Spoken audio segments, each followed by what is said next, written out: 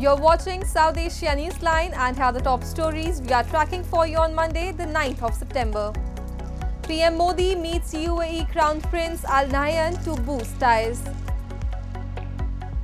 Thousands rally for Pakistan's jailed ex-PM Imran Khan's release. PTI warns potential violence. And US House Republican report blasts Biden over chaotic Afghan withdrawal.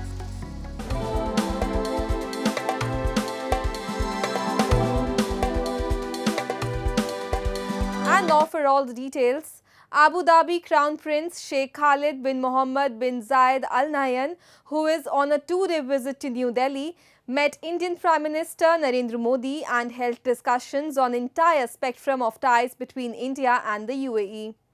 Both countries had signed a comprehensive economic partnership agreement in 2022 and a local currency settlement system in 2023 to promote the use of Indian rupee and dirham for cross-border transactions. After the talks on Monday, the two sides signed several agreements to boost cooperation in energy sector and other areas of mutual interest. The two countries are among each other's top trading partners with a bilateral trade of about $85 billion in 2022-23, according to official data. The UAE is also among the top 4 investors in India in terms of foreign direct investments. The Abu Dhabi Crown Prince is also scheduled to visit financial hub Mumbai on Tuesday to participate in a business forum meet. Indian security forces on Monday neutralized 2 terrorists in an anti-infiltration operation in Nowshera region of India's Jammu and Kashmir. In a statement, the Indian Army's White Knight Corps said a joint operation by the police and the Indian Army was launched based on intelligence inputs regarding a likely infiltration bid on the intervening night of 8th and 9th September. Such operations have resulted in the additional recovery of 1 M4 rifle.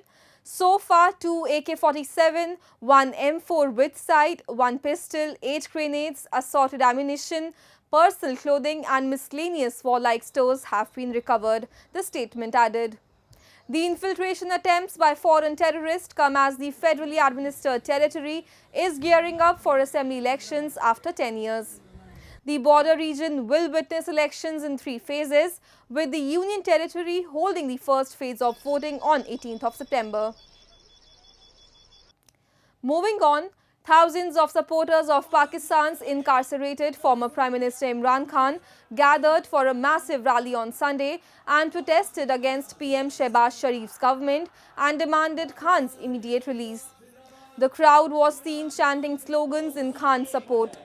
His PTI party had initially planned the protest in July.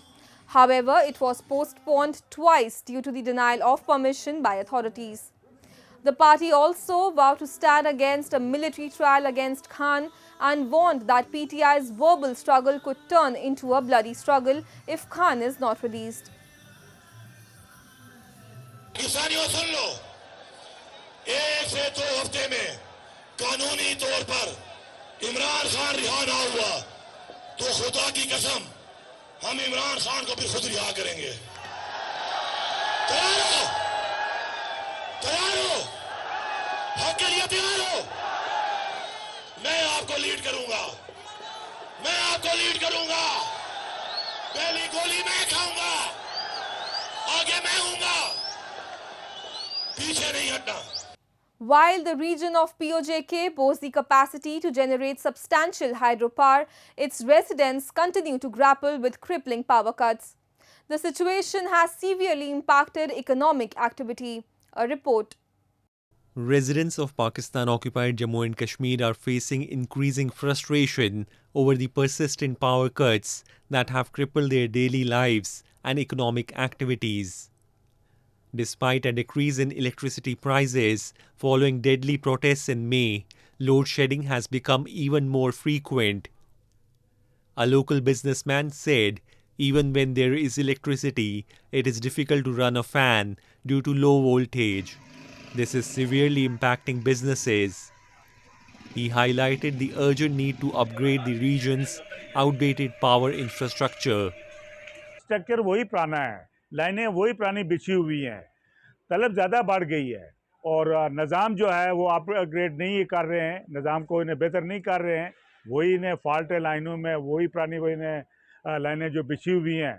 तो अब जो है ना नए सिरे से इसको जो है ना वो मुनज़्ज़म करने की ज़रूरत है। The POJK resident further criticized the Neelam Jhelum hydropower project as a colossal failure and called for a shift towards more sustainable and locally driven solutions. Azad Kashmir में ये पोटेंशियल मौजूद है, पूरे आज़ाद कश्मीर में, ना कि सिर्फ मुज़फ़्फ़राबाद की बात, पूरे आज़ाद कश्मीर में जगह जगह ये mini hydel station hydel project को लॉन्च करें, कम खर्चा और इनको इन्हें जो है ना रिटर्न वो ज़्यादा होगा, हुकूमत को जो है ना आमदन का एक ज़रिया भी बन जाएगा, तो ना तो वो इन्हें पाकिस्तान के ग्रेट स्टेशन में जाएगा, वहाँ से वापस आके हमें मिलेगा। Locals in POJK have long accused they are ruled by stooge authorities who only help Islamabad fill its treasuries through economic depredations, but their issues do not matter. The long-awaited report in the US House of Representatives about the 2021 American withdrawal from Afghanistan has blasted the Democrat President Joe Biden's administration for failures surrounding the chaotic and deadly withdrawal of US forces, Reuters has reported. The report, which is the result of a three-year investigation led by Representative Michael McCaul, Republican chair of the House of Foreign Affairs Committee, contends that the administration made its decision to evacuate non-combatants for too late, failed to communicate between departments in Washington and among officials in Afghanistan, and botched the paperwork for the departure of Afghan civilians eligible to leave the country. America's credibility on the world stage was severely damaged after we abandoned Afghan allies to Taliban reprisal killings, the people of Afghanistan we had promised to protect, the report said. The withdrawal has become intensely politicized ahead of the November 5 US presidential election. Former President Donald Trump has also attacked Biden and Vice President Kamala Harris during campaign appearances over the exit from Afghanistan, blaming them personally for the deaths at Kabul airport's Abbey Gate.